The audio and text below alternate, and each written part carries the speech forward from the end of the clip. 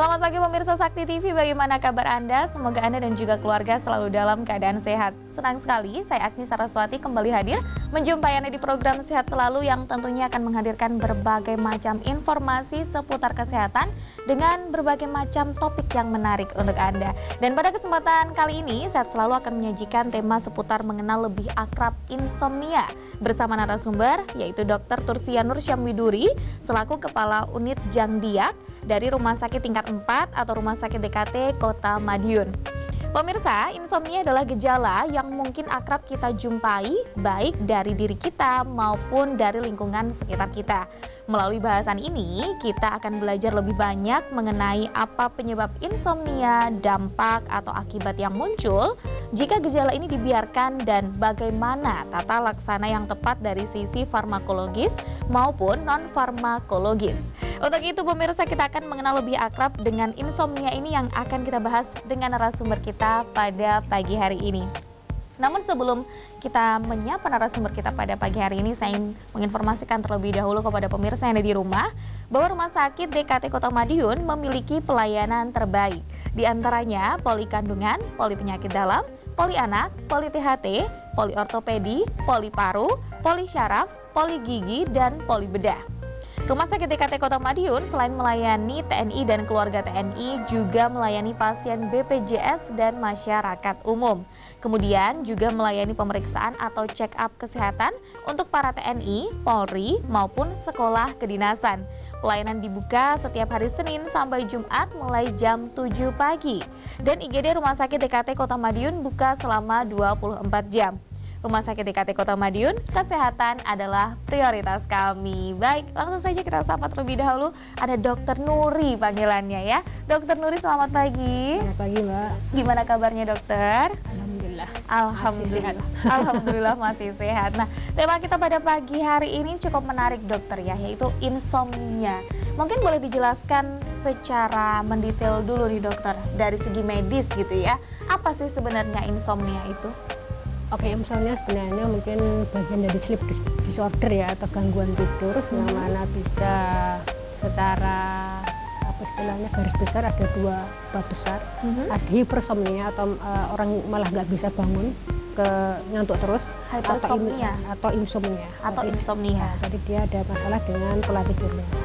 Secara definisi sesuai dengan dari buku mental disorder adalah insomnia merupakan sebuah gangguan di mana kita untuk memulai tidur sulit atau mempertahankan tidur itu secara kualitas juga sulit. Jadi intinya ketika orang tidak segera apa istilahnya masuk ke fase tidur, kemudian ketika dia sudah tidur maka dia kadang-kadang terganggu berkali-kali terbangun.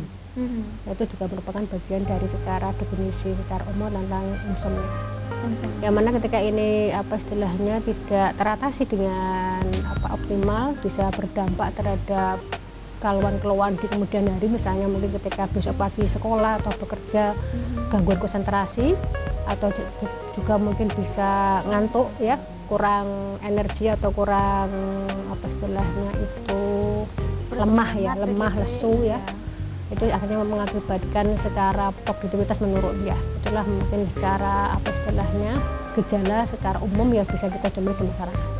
Jadi ini bisa mungkin dikarenakan anak pelajar atau mungkin juga kaum muda yang mungkin sudah bekerja di kantoran atau mungkin di luar kantor, dan mungkin lansia, karena lansia mungkin karena faktor usia di mana terjadi perubahan hormonal ya, sehingga mereka apa istilahnya juga secara emosional lebih sensitif orang tua itu ya, sehingga ketika terjadi konflik ataupun permasalahan yang tidak segera terselesaikan bisa berakibat apa istilahnya itu dipikir mendalam ya, akhirnya terus terbawa dalam mimpinya ya, seperti itu. Jadi menyebabkan gangguan tidur. Seperti itu. Tapi kalau permasalahan yang paling umumnya adalah secara gampangnya gangguan di fase tidur manusia begitu ya berarti ya, dokter. Jadi bagaimana mulai tidur, kemudian mempertahankan fase tidur dan bagaimana kualitinya. Jadi kadang-kadang orang itu tidur mungkin kelihatannya 10 jam tetapi tidak berkualitas ya. Tetapi kadang ada orang mungkin 3-4 jam tidur tapi dia sudah cukup karena menyegarkan. Jadi ketika tidak ada rasa bugar atau segar setelah kita bangun, berarti ada yang bermasalah dengan tidur kita. Sebentar, ini cukup menarik jadinya dokter ya, antara yang berkualitas dan tidak berkualitas.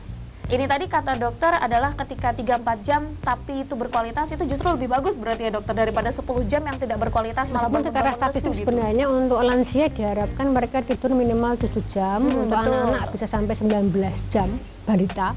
Untuk dewasa muda mungkin sekitar 7-8 jam, secara penelitian seperti itu, anjuran dari para ahli ya.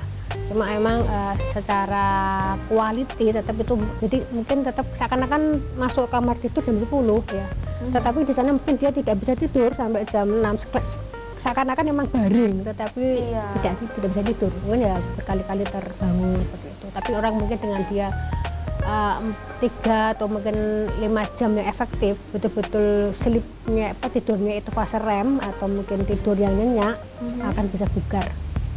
Nah ini tadi, ini jadinya saya jadi bertanya-tanya nih dokter, kualitas tidur itu kan berarti belum tentu nih kalau kita tidur jam 12 malam terus bangun pagi kita nggak seger, kan belum tentu juga nih dokter ya berarti ya. Tetapi secara normal umumnya orang itu sudah disetting secara irama guardian, irama tubuh kita secara biologis, secara naluriah begitu ya mungkin ya. Jam 10 atau jam 9 sudah seharusnya kita masuk fase tidur. Seharusnya 9-10 malam sampai pagi sekitar jam 5 jam 6 ya. Seharusnya jam segitu sudah harus tidur. Tapi kalau misalkan pagi-pagi bangunnya lesu, itu berarti nggak berkualitas ya, kan ya dokter seakan-akan ya? jam 10 malam sudah tidur, tapi jam 5 pagi bangun tetap dia merasa lesu, badannya capek. Ya, mungkin tidurnya bermasalah, bukan tidur yang berkualitas. Apa itu yang bermasalah dokter kira-kira? Secara umum paling sering ditemukan dokter sendiri yang bermasalah ketika jam-jam tidur seperti itu apa kira-kira? Ya kemungkinan tadi bisa jadi ketika tidur itu maka istilahnya dia berkali terbangun, tidak nyenyak. Oh ya, dikit-dikit gampang terjaga betul. Karena mungkin mimpi buruk atau mungkin juga kadang kalau pada beberapa orang dengan gangguan kayak paru-paru, PPOK, penyakit paru yang kronis atau seperti misalnya asma, karena dia sesek ya. Ada faktor penyakit dia berkali-kali terbangun ya. Atau mungkin ada orang dengan kencing manis ya, atau orang gangguan diabetes ya, berkali-kali kencing ke belakang, berkali bangun ya. Betul. Otomatis jam 10 tidur, nanti jam 12 bangun, jam 1 bangun, jam 2 bangun, otomatis kan itu mengganggu karena berkali-kali dia terjaga. Atau mungkin juga orang dengan misalnya sakit semakin tua misalnya kayak pegelinu. Ada bawaan penyakit itu tadi mungkin ya, dia tidak lagi nyaman ketika dia tidur karena berkali-kali terbangun. Berarti orang yang memiliki gangguan tidur yang sebenarnya sebentar bangun, tidur terus bangun, tidur bangun itu bisa dikatakan insomnia berarti ya dokter ya? Bukan termasuk yang begadang sampai malam terus nggak bisa tidur sama sekali, itu bukan insomnia berarti dokter? Atau sama sebenarnya? Itu tergantung kasusnya ya. Kalau begadangnya misalnya dia perawat atau dokter jaga, dia bukan insomnia karena dia tugas atau jurnalis yang dia nggak mau meliput misalnya demo di KPU misalnya, otomatis ya itu bukan insomnia, tapi mereka bertugas sengaja terjaga untuk sebuah pekerjaan gitu ya. Atau mungkin anak-anak yang mereka SKS, sistem kebus semalam, belajarnya malam baru bangun kan supaya sepi bisa paham ngapal nih, ya itu mungkin tetap beda. Jadi intinya ini ya kita bahas adalah emang yang cenderung dalam kondisi emang tidak dalam kelihatan berjaga. Jadi pengennya misalnya gini, jadi ada 4 pertanyaan yang simple. Misalnya gini, ketika Anda mau tidur sebelum bedtime ya, apa yang Anda lakukan ya? Apakah Anda cenderung main handphone, santai, atau Anda sedang bekerja, posisi sedang mikir bekerja, mungkin buka laptop, mengerjakan tugas, atau Anda sedang santai, Anda sudah rileks siap untuk tidur. Atau yang kedua, pertanyaannya adalah ketika Anda sedang santai, Anda baca buku atau Anda main gadget. Yang ketiga adalah pertanyaannya ketika Anda menjelang tidur, apakah lampu cenderung terang, menyala, atau padam, gelap. Kemudian ketika Anda terjaga suatu saat, apakah Anda cepat bisa tidur kembali atau Anda cenderung sulit tidur. Nah, ketika pertanyaannya kebanyakan di kuadran yang kedua, berarti Anda tergolong insomnia. Karena mungkin Anda tadi suka main gadget ketika pas santai, karena gadget itu otomatis kan dia sinarnya terpapar ke retina kita, karena itu mempengaruhi relaksasi dari tubuh kita. Katanya kita untuk tidur akan lebih sulit daripada orang yang dia baca buku, karena buku itu dengan sinar yang konstan, tidak ada perubahan intensitas cahaya, tapi buku yang santai, bukan buku yang bikin kita mikir ketakutan. atau Horror kita thriller itu gitu ya, nah Dok? Oke. bisa novel-novel santai atau kalau mungkin buku-buku kitab atau apa yang bernilai rohani ya, nah, mungkin film itu ya mungkin bisa membawa kepada suasana yang Lebih relax, tenang, ya, tenang relax. begitu. Oke, ini cukup menarik untuk dibahas di segmen berikutnya nanti seperti apa ya dokter ya. Jadi untuk pemirsa yang di rumah jangan kemana-mana, tetaplah bersama kami di Sehat Selalu.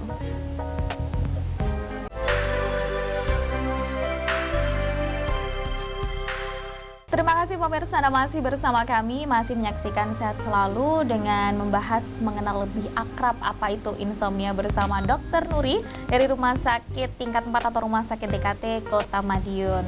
Nah tadi di akhir segmen tadi sudah saya dikasih 4 pertanyaan nih sama dokter yang harus ditanyakan kepada diri sendiri mungkin ya ketika kita sebelum tidur ya dokter ya, apa yang kita lakukan. Nah jika ada di poin yang kedua tadi ya dokter ya, di itu kuadran yang kedua. di kuadran yang kedua berarti kita kategori orang-orang insomnia.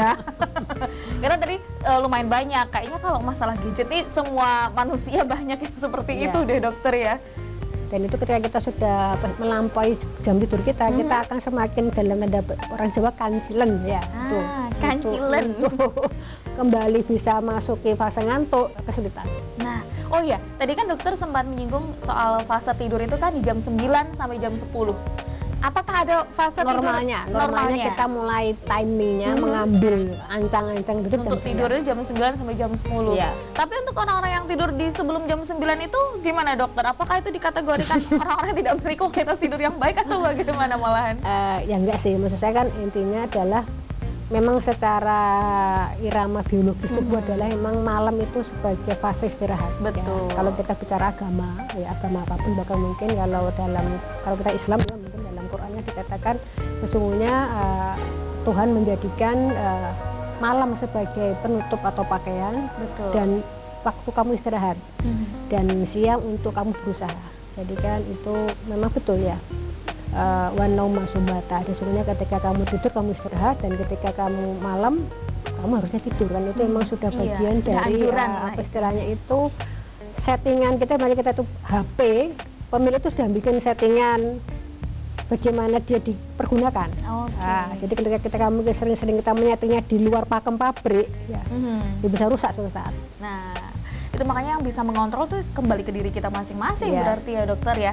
Tapi sebenarnya kalau insomnia ini sendiri itu berbahaya nggak sih dokter kalau misalkan itu otomatis akan berdampak kepada produktivitas kerja. Betul. Terus gangguan konsentrasi. Jadi misalnya kita kerja gini, misalnya kita mungkin di dunia jurnalistik ya, mungkin kita mendapatkan perintah apa tapi kita mungkin menyerapnya tinggal berapa persen karena kita mungkin fokusnya berkurang. Terus juga mungkin secara tenaga otomatis lebih gampang letih, lesu, lelah, secara energi kurang bisa optimal, yaitu otomatis ketika orang itu segar bugar secara fisik bisalah dia untuk bisa menyelesaikan tugasnya dengan on time. Tapi ketika tidak, otomatis akan cenderung mundur atau molor seperti itu. Berarti apakah kualitas dari kesehatan tubuh itu juga akan berkurang dok seiring dengan insomnia yang berlangsung jangka karena panjang? insomnia itu bisa menyebabkan penyakit ya, dan penyakit juga bisa insomnia. Jadi misalnya ada orang dengan sakit tadi paru, asma, diabetes kan dia sering bangun, tapi juga ada orang yang karena dia gangguan mungkin secara emosional, stres atau apa nggak bisa tidur, ya otomatis dia biasanya bangun akan pusing-pusing, akan mungkin bisa pingsan bahkan ya gitu. Ya karena tadi karena kurang tidur. Jadi ibaratnya kayak apa istilahnya itu imbal balik. Imbal baliknya. Nah, tapi kalau misalnya gini dok kasusnya, ibarat kata mungkin menimpa seorang mahasiswa lah, anggap aja begitu ya. Mahasiswa ini dia ngebut kerjaan tuh dari pagi gitu kan sampai malam gitu. Kemudian baru berangkat tidur sekitar jam 12, tapi itu pun dari jam 12 sampai jam 5 pagi dia tidak baik tidurnya. Jadi sering bangun seperti itu. Nah, ketika jam 5 pagi ini kan dia udah segar, tapi kemudian dia tidur lagi di jam 7 sampai siang lagi. Apakah ini bisa dikatakan sebagai tidur yang berkualitas di pagi dan siang itu tadi? Istilahnya menyaur gitu ya? Nyaur jam tidur lah. Nah itu gimana itu sebenarnya juga bagian dari budaya kesehatan yang kurang pas ya. Jadi intinya jangan sampai kita itu dalam istilahnya sleep hygiene ya. Jadi bagaimana kalau kita bisa secara sehat itu tidur ya dengan cara kita punya schedule yang rutin dan itu harus kita taati ya. Jadi kalau kapan kita mulai tidur dan kapan kita bangun, bahkan kalau bisa lebih early, lebih awal dalam kita melakukan awakening dalam keduanya kita begitu bangun ya itu. Karena itu otomatis lebih dini kita bangun, otomatis itu lebih bagus ya. Dan lebih cepat kita memulai tidur. Ya, karena itu mempengaruhi kualitas kebugaran kita. Jadi kalau mungkin misalnya kalau sekali waktu kan kita jaga malam ya, kemudian kita pulang dalam kondisi jam 7 pagi kita ngantuk, kemudian kita mengganti tidur kita, ya sebenarnya enggak masalah. Cuma jangan kemudian terus itu merubah irama kita dalam keesokan harinya. Jadi kalau bisa ya kita usahakan kalau memang ngantuk banget ya kita tidur secukupnya, kemudian nanti pas hari itu tetap kita tepati, kita tidur jam 10 malam ya kita usahakan bangun sesuai dengan kebiasaan kita. Oke, berarti kayaknya sleep training. Karena kalau ini keterusan maka akan mengacaukan schedule tidur kita. Schedule jadwal tidur yang seharusnya begitu ya. Berarti artinya kan mungkin sleep training itu nggak harus untuk anak-anak, tapi orang dewasa dan seterusnya pun juga harus diberlakukan ya dokter ya. Oke, karena akan mengganggu tidak hanya pola tidur yang berantakan, tetapi juga kesehatan tubuh itu juga akan sangat berpengaruh. Ini ada orang kebiasaannya dia tidurnya mungkin kelamaan di siang hari ya, mungkin ketika tidur dari jam 12 siang sampai jam 5 sore ya, otomatis dia akan terbangun ketika fase jam 10 malam. Iya betul. Nah, makanya usahakan kalau mau tidur siang nggak usah lama-lama, cukup mungkin ya 1 jam lah maksimal. Iya, saya sendiri pun kalau misalkan tidur siang gitu, istirahat kerja gitu paling 15 menit, ya cukup. 30 menit udah langsung seger lagi sih dokter. Mungkin karena itu tadi yang dikatakan dokter, sebentar tapi berkualitas ya dokter ya. Nah, tapi kalau untuk diagnosis terhadap insomnia ini sendiri, ini seperti apa dokter kalau dari segi kesehatannya? Tadi ya mungkin orang didiagnosa insomnia jika seperti yang saya sampaikan di definisi awal, ketika dia untuk memulai fase tidur kesulitan. Kemudian ketika mempertahankan, jadi ketika mulai kesulitan, kemudian meskipun dia tidur, mempertahankan sampai dia bangun di paginya. Itu juga sulit. Ya, itu otomatis mempengaruhi secara kualitas. Jadi itu merupakan bagian dari diagnosa yang ditegakkan ketika seseorang kemungkinan besar ada insomnia. Oke, tapi kalau misalkan orang udah kena atau mungkin sudah sering mengalami insomnia gitu ya dokter ya, itu harus kayak gimana sih dokter? Apa yang harus dilakukan gitu? Karena kan mungkin untuk sembuh dari insomnia kayaknya juga tidak mudah kalau tidak ada komitmen yang kuat gitu ya dokter ya. Kira-kira bagaimana? Oh ya gini ya, berarti mungkin kita harus lihat dulu faktor penyebabnya. Karena kan mungkin banyak faktor ya, atau multifaktorial. Misalnya karena mungkin pekerjaan kita, ya berarti untuk pekerjaan berarti kita harus bisa menyesuaikan. Jangan sampai kita mungkin apa istilahnya itu kebanyakan shift malam misalnya ya. Berarti bagaimana bisa, namanya orang itu kan tetap punya batas toleransi ya. Betul. Jadi jangan kemudian misalnya kayak perawat jaga ambil malam terus kan ya nggak mungkin. Iya. Ya, otomatis dia nanti jadi zombie ya gitu. Ya, terus misalnya juga faktor lingkungan. Jadi bagaimana ketika lingkungan itu memang ramai ya. Misalnya sebelah kita ada pembangunan ya. Betul. Ya berarti kita harus menyesuaikan dengan misalnya kita memakai peredam telinga. Ya. Atau misalnya sebelah rumah hajatan ya. Sound systemnya mengarah ke rumah kita ya, otomatis bagaimana kalau nggak kita ngungsi ya kita mungkin terpaksa jadi dipakai peredam telinga. Peredam. Gitu. Atau juga mungkin stres ya. Kadang-kadang faktor beban hidup atau pekerjaan ya itu mempengaruhi emosi kita, otomatis terbawa dalam apa itu bayang-bayang kita atau tidur kita. Nah itu makanya bagaimana mengolah stres dengan optimal dan bisa solutif supaya apa, supaya kita bisa tidak menjadi apa istilahnya itu beban dalam masalah kehidupan kita. Jadi bagaimana kita berusaha untuk bisa berdamai dengan stres itu, kemudian mencari jalan keluar meskipun tidak ketemu sekarang, tapi mungkin suatu saat kita harus yakin kita akan bisa mendapatkan solusi atas masalah-masalah kita. Tapi kayaknya susah kalau mengelola stres ya. Karena orang otomatis akan akrab dengan stres ya, bagaimanapun semua itu harus ada tekanan, fasenya, ada tekanan dalam kehidupan ya, tekanan pekerjaan, tekanan dalam berkeluarga, tekanan dalam sosial kita ya. Jadi bagaimana kita bisa tetap survive atau bagaimana tetap bisa apa istilahnya itu tidak kalah dengan permasalahan kita. Ya, itu kembali ke komitmen diri sendiri gitu ya dokter ya. Baik, nanti akan kita lanjutkan lagi dokter pembahasan kita seputar dunia perinsomniaan ini ya. Jadi untuk pemirsa yang di rumah jangan kemana-mana, tetaplah bersama kami di Sehat Selalu.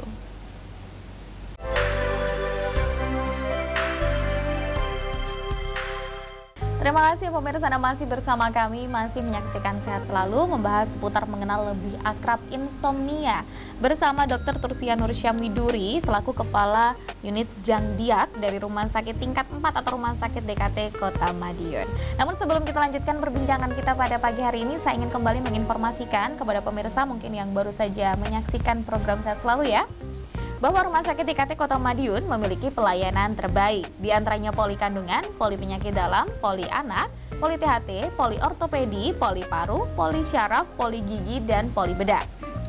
Rumah Sakit DKT Kota Madiun selain melayani TNI dan keluarga TNI, juga melayani pasien BPJS dan masyarakat umum.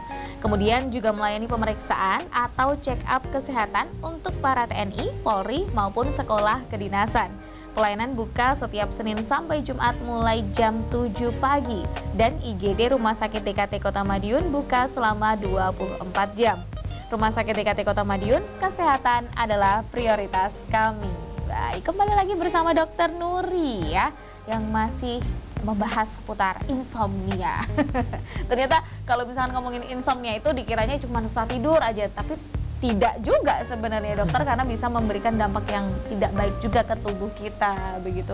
Tapi kalau secara medis nih dokter, paling banyak tadi kan dokter sampaikan bisa jadi balita yang sering mengalami insomnia, ataupun pekerja, mahasiswa, ataupun lansia nih. Tapi kalau secara medis dari angka ini yang paling banyak berpotensi mengalami insomnia ini kira-kira yang bagian mana ini? Siapakah gitu? Kalau secara prevalensi mungkin wanita lebih banyak daripada laki-laki. Wanita lebih banyak daripada laki-laki. Kenapa ini dokter? Ya bu, karena otomatis emosinya lebih labil daripada laki-laki. Oh gitu ya. Orang dengan emosi labil otomatis juga apa istilahnya itu ketenangannya akan lebih berkurang, sehingga tadi ketika fasenya tenang tidak bisa nyantai tadi. Betul. Akhirnya bagaimana masuk ke timing tidur ya, kan kesulitan ya. Kemudian untuk lansia karena tadi ya sebagai semakin tua hormonal berubah sehingga apa istilahnya moodnya otomatis juga ikut berubah, gampang sensitif, lebih gampang tersinggung atau marah untuk orang yang lebih menjelang lansia atau lansia. Kemudian juga kadang wanita ketika dia hamil atau betul, ketika dia menopause ya, itu ya karena tadi wanita lebih banyak ada faktor hormonalnya berubah juga. Selain karena emosinya yang memang lebih labil daripada laki-laki, juga hormonal dia yang bermasalah. Ketika dia hamil otomatis akan susah tidur ya, karena mungkin juga karena apa istilahnya bawaan atau karena mual muntahnya atau karena beratnya kandungannya ya. Ketika menopause kadang-kadang memang ada juga gangguan tidur karena tadi apa istilahnya moodnya ikut terpengaruh. Betul. Jadi secara garis besar memang begitu, dan bahkan di Amerika sendiri pun sekitar penelitian 30-70% banyak yang mengalami fase insomnia. Jadi negara maju sekalipun yang secara ekonomi dia otomatis harusnya lebih stresnya akan lebih tidak seperti Indonesia yang memang masih berkembang atau kesulitan secara ekonomi, tetapi ternyata mereka pun juga memiliki masalah insomnia. Masalah insomnia juga sama begitu ya. Cuman artinya berarti sama rata, mau balita, mau remaja, dewasa, sampai lansia pun itu akan merasakan insomnia, tapi yang paling banyak merasakan adalah para wanita. Betul begitu dokter? Nah, tapi kalau insomnia ini sebentar, ini kan tadi gejala gitu ya dokter. Apakah ini bisa dikategorikan sebuah penyakit gitu atau enggak sih dokter sebenarnya? Mungkin kalau penyakit kategori mungkin mental illness ya, atau apa istilahnya gangguan kesehatan mental ya. Bisa seperti itu kalau ketika memang kita mempengaruhi mood kita. Jadi ketika akhirnya insomnia itu membuat kita irritable ya. Jadi kita kalau orang itu cenderung dia sulit tidur atau kurang tidur, maka dia akan gampang tersinggung ya. Akhirnya otomatis tergolong dalam gangguan mental ya. Cuma ketika insomnia itu mungkin karena tadi penyakit penyerta, misalnya dia mungkin ada jantung koroner atau punya asma. Ya, otomatis memperberat. Jadi orang itu kan normalnya ketika dia sakit kan harapannya dia bisa istirahat ya. Ketika orang itu asma, ketika dia bisa istirahat otomatis harapannya lajunya nafas akan berkurang. Jadi dia akan lebih tenang, akan bisa diharapkan kesembuhannya kayak gitu. Tapi ketika mungkin dia juga merasa nyeri dada atau merasa sesak ya, otomatis ya akan nggak bisa tidur. Berarti ya istilahnya sebagai salah satu faktor yang bisa memperburuk kondisi tubuh lah ya dokter ya. Memperparah kondisi tubuh begitu. Tapi kalau berarti ada kaitannya dengan psikologis seseorang juga ya dokter ya, si insomnia ini sendiri? Iya, itu karena ketika ada stresor yang mengenai kita ya, ketika kita tidak bisa memanajemennya dengan baik, otomatis akan muncul gangguan tidur dalam diri kita. Nah ini saya juga punya putus gangguan cinta, tidur. Nah, putus kerja. nah loh, kalau mungkin hal seperti itu pasti sangat mikir kan gitu ya dok ya. Jadi akan berpengaruh di psikologisnya sehingga mempengaruhi pola tidur. Tapi nggak semua psikologis itu akan mempengaruhi pola tidur kan dok? Nggak terlalu ya. Aja, ya. Pasti ada beberapa faktor pendukung yang memang salah satu faktor pendukungnya adalah faktor psikologis yang menyebabkan kita insomnia. Ini mungkin pemirsa dari rumah sedang mengalami insomnia akhir-akhir ini, boleh langsung konsultasi dengan Dokter Nuri. Ada kiat-kiatnya bagaimana biar kita bisa melawan insomnia. Nah, tapi nanti aja kayaknya nih dok, seru, nanti ditahan dulu itu dokter ya. Nah, tapi kalau untuk dari insomnia sendiri nih, adakah faktor dari mungkin makanan atau minuman yang kita makan, kayak gitu-gitu nggak sih dok? Ya, itu nanti masuk dalam bagian kiat. Jadi jangan sampai nanti kita itu makan terlalu kenyang di malam hari. Karena kalau kita makan terlalu kenyang di malam hari, otomatis pencernaan akan bekerja dengan keras, ya. Otomatis untuk tidur kita akan lebih kesulitan. Jadi jangan kemudian kita, kenyang berarti cepat tidur, enggak. Malah sebenarnya kalau kita terlalu kenyang makan di malam hari, itu membuat kerja pencernaan organ lebih tubuh keras, kita jadi lebih keras. Makanya kita akan lebih lama untuk memulai tidur. Iya sih, karena kalau kita makan malam itu, makan aja sehari-hari itu kan harus dijeda 1 jam dulu ya dokter, baru kita boleh rebahan, baru boleh tiduran kan gitu ya dokter ya. Jadi itu akan mempengaruhi pola tidur lagi pemirsa, makanya jangan suka makan malam-malam. Nah ini gimana nih dokter kalau misalkan, ini kan biasanya anak-anak muda nih suka sekali nongkrong-nongkrong sampai malam-malam di kafe ya. Nah itu gimana nih dokter melihat fenomena, mungkin nggak cuma anak-anak atau remaja aja, tapi orang dewasa juga seperti ini. Bagaimana dokter melihat fenomena ini yang kemudian kaitannya dengan insomnia itu sendiri? Ya tadi mungkin kadang-kadang kita harus bisa membedakan antara budaya atau memang ini pekerjaan. Oke. Kalau emang ini budaya ya harusnya kita rubah budaya itu. Jadi kebiasaan mungkin begadang atau kebiasaan nongkrong yang tidak efektif tanda petik. Ya ketika kalau emang nongkrongnya dalam tanda cari berita. Betul, iya. Atau intelijen yang harus cari informasi ya mungkin lain ya. Tapi kalau hanya sekedar nongkrong karena nggak gabut, nggak tahu mau kerjakan apa, ya lebih baik ya kita kerjakan yang bermanfaat atau kita segera tidur kan gitu. Iya. Jadi itu kemudian kalau ini hanya budaya, harusnya kita merubah budaya yang kurang sehat ini.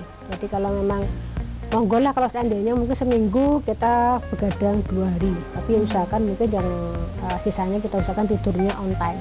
Betul. Dan otomatis bangunnya harapannya juga on time. Jangan sampai kemudian kita kebanyakan sering molor ya, bangun siang-siang, jadi kayak kelelawar gitu ya. Tidurnya siang, aktivitasnya malam gitu ya. Nah, kalau bednya masih 5 jadi kelelawar. Itu malah yang repot, akhirnya mempengaruhi selain pola hidup juga dari kesehatan tubuh kita itu yang sangat berpengaruh. Jadi ini adalah yang harus digarisbawahi pemirsa yang ada di rumah terutama ya, bahwa insomnia ini akan memberikan dampak buruk kepada kesehatan kita. Otomatis ya. Betul, secara otomatis. Nah ini nanti kan kita lanjutkan di segmen berikutnya seputar pembahasan insomnia ini dokter ya. Kayaknya seru banget ngobrol sama dokter ini sampai nggak kerasa tutup segmen. Jadi untuk pemirsa yang ada di rumah jangan kemana-mana, tetaplah bersama kami di Sehat Selalu.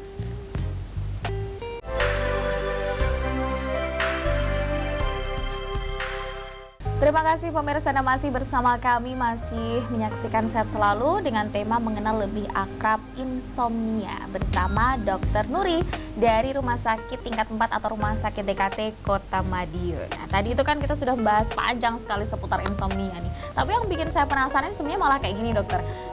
Insomnia ini sebenarnya sesuatu hal atau mungkin gejala yang bisa diobatin atau enggak sih sebenarnya? Sebenarnya kita bisa, kalau sebenarnya bisa tanpa obat, jadi kita tanpa obat. Tapi ketika ada beberapa kasus yang memang sangat mengganggu atau mempengaruhi kualitas mentalnya, ya mau nggak mau ya harus kita berikan pengobatan secara farmakologis ya. Misalnya biasanya dokter akan memberikan obat-obat golongan hipnotis sedatif ya, yang mana obat ini akan menekan saraf pusat kita. Akhirnya otomatis harapannya dengan hipnotis itu bisa membuat fase mengantuk itu muncul dan akhirnya kita bisa tertidur, meskipun kadang-kadang tetap tidak akan efektif karena beberapa orang yang kecemasannya tinggi maka mungkin hanya bisa 2-3 jam dia mungkin bisa terbangun, karena memang obat itu kan ada jangkanya efeknya ya, ketika mungkin dia fasenya dia turun, maka ketika orang itu masih istilahnya itu emosinya masih tinggi, otomatis ya akan melawan efek obat itu. Makanya sebenarnya yang utama bukan obat ya, obat itu hanya merupakan tambahan dalam rangka supaya membantu kita mencapai kualitas yang baik. Ya, cuma ketika bisa kita hindari faktor-faktor yang pencetusnya atau kita antisipasi, maka harapannya itu yang lebih utama kita lakukan pendekatan. Tapi kalau itu apakah ada pengobatan yang mungkin tidak menggunakan obat kimia begitu ya dokter ya? Dari segi kayak terapi atau apa kayak gitu-gitu juga ada dokter?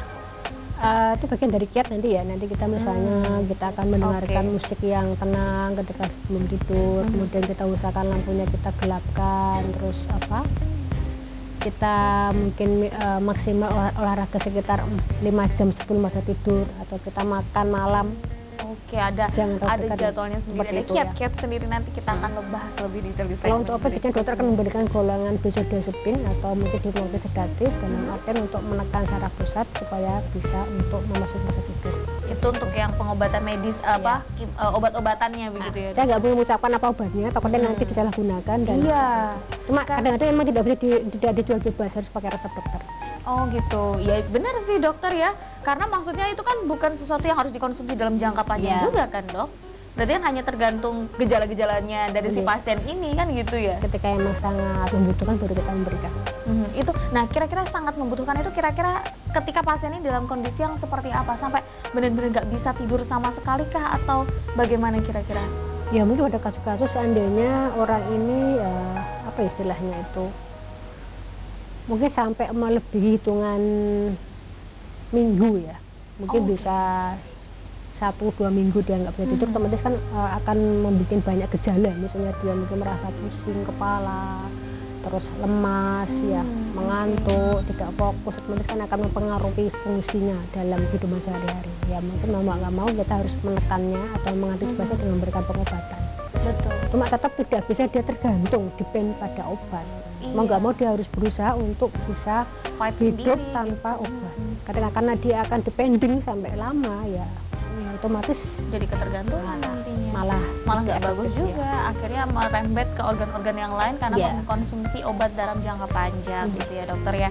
Nah jadi saya sampai lupa nih, oh ya ini kalau misalnya ngelihat dari ciri-cirinya atau gejalanya tadi kan kayaknya hampir mirip sama orang yang darah rendah atau anemia gitu nggak sih dok? Ya, lemah letih lesu. Bener kan ya? Lemah letih lesu mulai. Ini gimana nih dokter? Apakah emang bener sama ataukah orang yang insomnia juga akan menyebabkan anemia? Secara tampilan fisik mirip. Iya betul. Cuma etiologinya atau penyebabnya beda.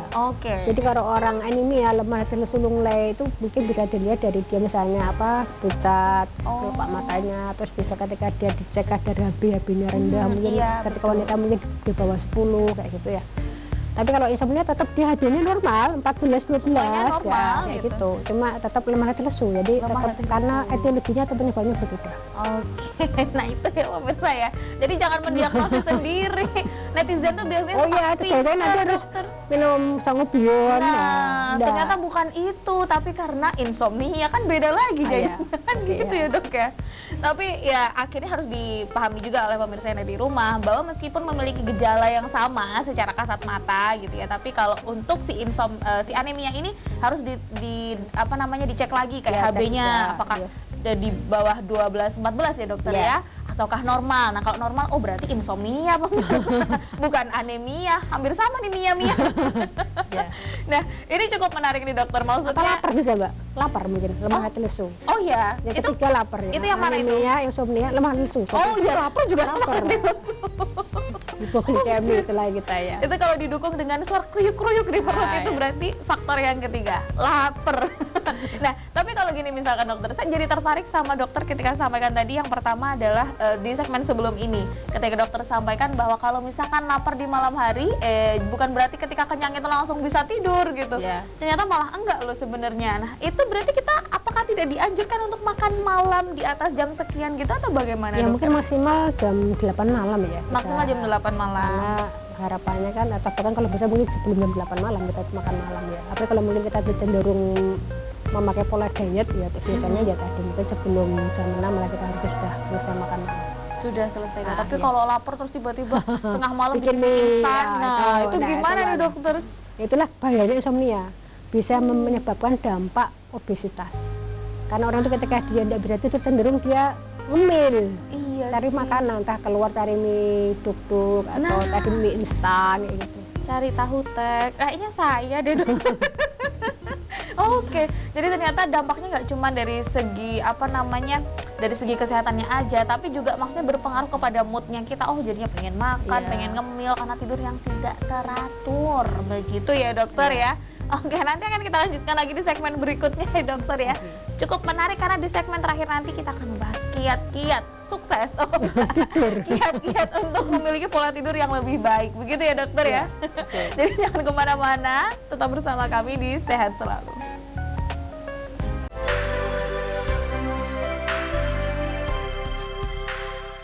Terima kasih pemirsa, Anda masih bersama kami di Sehat Selalu, masih membahas seputar mengenal lebih akrab apa itu insomnia bersama Dr. Nuri dari Rumah Sakit Tingkat 4 atau DKT Kota Madiun. Nah, pemirsa, sebelum kita lanjutkan perbincangan kita pada pagi hari ini, saya ingin kembali menyampaikan informasi nih kepada Anda bahwa Rumah Sakit DKT Kota Madiun memiliki pelayanan terbaik. Di antaranya poli kandungan, poli penyakit dalam, poli anak, poli THT, poli ortopedi, poli paru, poli syaraf, poli gigi, dan poli bedah.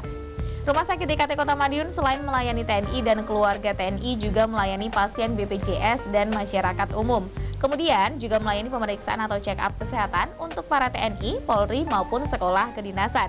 Pelayanan buka setiap Senin sampai Jumat mulai jam 7 pagi dan IGD Rumah Sakit DKT Kota Madiun buka selama 24 jam. Rumah Sakit DKT Kota Madiun, kesehatan adalah prioritas kami. Oke, kembali kita ngobrol bersama Dr. Nuri. Tadi sudah dijanjiin dari segmen berapa gitu tadi, kalau ada kiat-kiat khusus menuju sukses mencapai pola tidur yang lebih baik. Ini kira-kira mungkin boleh dijawab langsung dokter, dan mungkin boleh dijelaskan sekalian seperti apa kira-kira. Oke. Jadi kita memandang tidur sesuatu yang sepele ya. Padahal sebenarnya tidur itu ketika tidak kita manage dengan baik bisa mempengaruhi kualitas kehidupan kesehatan kita. Makanya di sini mungkin sebagai sharing ilmu ya, dari bermanfaat adalah yang pertama supaya kita tidurnya optimal dan menghasilkan output yang kebugarannya optimal adalah yang pertama tadi masalah pola makan ya, hindari terlalu kenyang ketika malam ya. Karena kita mungkin jam 9 dan 8 baru makan dalam porsi besar, otomatis itu akan mempengaruhi pencernaan kita. Dan akhirnya dia akan lebih optimal bekerja keras, otomatis kita akan lebih lama untuk memulai tidur ya. Betul. Kemudian yang kedua, hindari merokok ya. Karena bagaimanapun nikotin itu akan memancing adrenalin untuk muncul. Orang itu ketika di adrenalinnya dia meningkat, otomatis detak jantungnya akan lebih keras. Ya, otomatis ya konsentrasi akan meningkat. Nah, orang itu kalau sudah fokus konsentrasi maka untuk tidur dia akan lebih sulit ya. Kemudian yang ketiga, hindari juga kafein. Termasuk mungkin kopi, coklat atau mungkin juga teh ya. Mungkin yang paling banyak mungkin teh yang pekat sama kopi ya misalnya ya. Kalau buka kafeinnya tinggi. Pada ketika kafein itu akan membuat kita stimulan ya, akan sama seperti adrenalin fungsinya ya, untuk membuat kita lebih terangsang untuk berkonsentrasi ya. Oh gitu, tapi kalau maaf dokter saya potong dulu sebentar boleh, karena masih membahas seputar kafein ini tadi ya, kafein, kopi, dan teh ini juga ya tadi. Kalau tehnya kayak teh hijau, teh chamomile kayak gitu-gitu juga akan memberikan pengaruh yang tidak baik ketika kita mau beranjak tidur gitu. Kalau untuk ini saya belum bisa menjawab, tapi mungkin kalau saya memberikan segmentasi mempersempit mungkin teh yang pekat ya, terutama teh hitam ya. Kalau untuk teh hijau maupun teh chamomile saya belum bisa memberikan analisa lebih mendalam karena saya belum mempelajarinya ya, jadi saya takutnya nanti salah memberikan edukasi ya. Mungkin kita bisa bahas di episode berikutnya ya dokter ya. Oke, boleh dilanjut dokter. Kemudian setelah minuman berkafein tinggi juga misalnya alkohol juga, hindari alkohol. Padahal kalau kita lihat film-film drakor itu kan biasanya orang itu kalau sudah dia minum-minum terus mabuk terus tidur kan. Nah, salah. Ternyata salah ya dokter. Sebenarnya ketika meskipun dia mabuk minum-minum kemudian dia tidur, maka tidurnya tidak berkualitas. Dia akan otomatis tidur bangun. Oh gitu. Tidak kualitas. Betul, tidak berkualitas. Kuantitasnya ada tapi tidak berkualitas. Begitu ya dokter. Kalau kita lihat di film-film kan biasanya begitu ya, ketika punya masalah pergi ke bar begitu kemudian padahal sebenarnya itu enggak, malah sebenarnya tidurnya tidak mencapai fase REM yang optimal. Gelisah gitu. Kemudian olahraga diusahakan, dan kita ada olahraganya dioptimalkan di pagi dan siang. Jangan olahraga ketika malam. Karena ketika malam itu malah tadi sama seperti kalau kita makan kebanyakan ketika malam akan jadi malah kayak seger gitu jadinya ya, ya dokter. merangsang kerja jantung ya, stimulan pada otak kita juga, otomatis kita untuk tidur lebih sulit. Ya makanya usahakan ketika kita olahraga yang memang itu rutin, ya usahakan mungkin di bawah jam 5 kita sudah selesai olahraga. Misalnya mau ke fitness center atau kita mungkin mau jogging, mau cycling, ya usahakan ada. Oh gitu. Soalnya kan ada tuh Ya dokter. kebanyakan saya lihat statusnya orang-orang itu malah olahraganya malam-malam. Iya kan ada waktunya di jam-jam segitu Iya. gitu kebanyakan. Jadi kemudian ketika jadi kalau misalkan gini dokter, ketika mereka melakukan olahraga di malam hari begitu ya, atau mungkin bersepeda dari pagi sampai malam itu kan ada tuh yang kalau mungkin kayak lomba atau apa kayak gitu, event, momen kayak gitu kan juga ada tuh dokter. Ketika mereka pulang tuh biasanya mereka langsung tidur. Nah, apakah ini tidur karena mereka capek atau karena mereka memang mengantuk? Itu yang mana kira-kira? Nah, kita harus bedakan ini adalah olahraga karena pekerjaan atau olahraga yang kita lakukan sebagai Kembali lagi bagian berarti ya dari dokter usaha ya. kita untuk mempertahankan kebugaran kita. Jadi kan kalau misalnya dia pemain bola, dia main selama 2 kali 45 menit, ya tetap tentu lain lah ya Iya. faktornya. Atau juga misalnya dia memang kalau kita manusia umumnya otomatis paling nggak lama-lama lah kita betah untuk sepedahan. Iya. Ya mungkin dari pagi sampai sore paling nggak ya 2-3 jam udah selesai, udah capek ya. Tapi kan biasanya ada atlet-atlet yang mungkin suka sepedaan jauh-jauh kayak gitu loh dokter, mungkin dari Madiun sampai ke Surabaya iya. nanti balik lagi kayak gitu, mungkin pulangnya sampai malam tuh dokter. Nah itu tuh yang kayaknya berbahaya ya mungkin ya dokter ya. Kalau itu memang sudah merupakan bagian dari Pola hidup latihan, gitu ya? nggak Oke. masalah ya. Tapi kalau itu memang dia tidak terlatih, ya bisa bermasalah ya. Karena tadi ketika kita karena otomatis harusnya kan ada fasenya untuk dia sebelum menuju olahraga yang Ekstrim lama begitu ya, ya. ekstrim ya. Jadi kalau misalnya mungkin dia mau memberikan target, saya mau rencana sepedahan dari Madiun malam ya, minimal dia harus membiasakan diri mungkin Madiun Magetan dulu.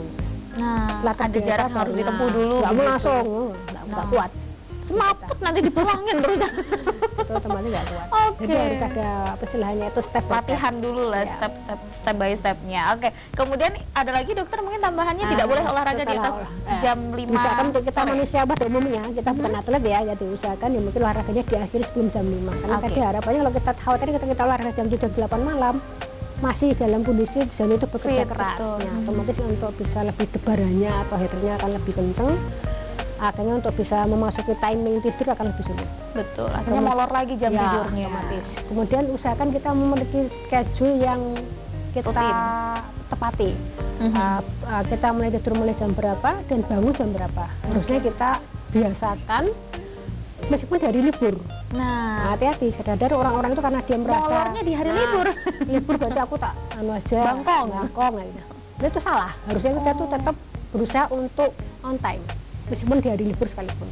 Karena takutnya nanti kalau kita otomatis molor jam 10 pagi baru bangun, kita akan untuk tidurnya lagi akan kesulitan. Iya. Misalnya kita hari Sabtu Minggu kita off day ya, jadi kita kemudian kita berusaha untuk meniatkan tidurnya kita lamakan jam 10 pagi baru kita bangun, otomatis nanti Minggu malam kita akan untuk tidur jam 10 akan kesulitan karena sudah karena sudah kebanyakan tidur Iya, di pagi sudah harinya, kebanyakan seperti itu. tidur. Maka usahakan meskipun di hari libur kita tetap mematuhi jadwal tidur kita. Iya.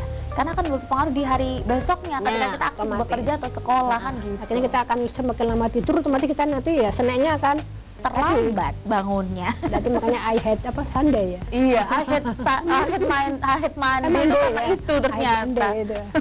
Oke, ada lagi dokter mungkin Terus kiat-kiatnya? kurangi gadget ya, karena bagaimanapun gadget itu sinarnya akan mempengaruhi retina kita dan perubahan cahayanya akan tadi mempengaruhi fokus kita dan tadi berbeda dengan orang yang membaca buku. Iya. Karena dia dalam intensitas cahaya yang istilahnya yang stabil ya. Iya. Jadi Kemudian tidak usahakan kita mencari situasi yang tenang ya, mungkin jauh dari keramaian, tapi ya tergantung rezeki rumahnya ya. Kalau rumahnya dekat terminal ya, Nah. atau dekat reservoir ya nggak tahu ya. Jadi bagaimana kita adaptasi lah. Kemudian usahakan mungkin relaksasi ya, misalnya dengan meditasi atau mungkin mendengarkan musik-musik yang Tenang santai ya, begitu. seperti itu ya. Kalau tetap nggak bisa, mandi air hangat, mandi air hangat malam-malam nggak apa-apa dok? nggak apa-apa. Oke, nggak apa-apa pemirsa. Mandi air hangat, kemudian kita usahakan bersih, terus kemudian kita Tidur. bersiap. Oke, sudah cukup dokter? Sudah cukup. Oke, ada tambahan atau sudah cukup? Enggak, sudah cukup. Itu di segmen 5 ini udah menjadi penutup dan juga kiat-kiat itu tadi semoga bisa membantu pemirsa yang ada di rumah mungkin yang sedang mengalami insomnia, masih insomnia berkepanjangan atau mungkin akan mengalami insomnia ya. Kayaknya perlu diwaspadai dengan beberapa tips yang sudah disampaikan oleh Dokter Nuri tadi. Semoga bermanfaat dan juga dokter terima kasih banyak sudah hadir di studio Sakti TV. Titip salam untuk teman-teman yang ada di Rumah Sakit DKT, dokter ya. Semoga semangat para tenaga kesehatan Indonesia ini ya. Dan untuk pemirsa di rumah juga terima kasih banyak atas kebersamaan Anda. Saya Agni Saraswati bersama seluruh kru yang bertugas pamit undur diri. Selamat pagi, selamat beraktivitas dan sampai jumpa.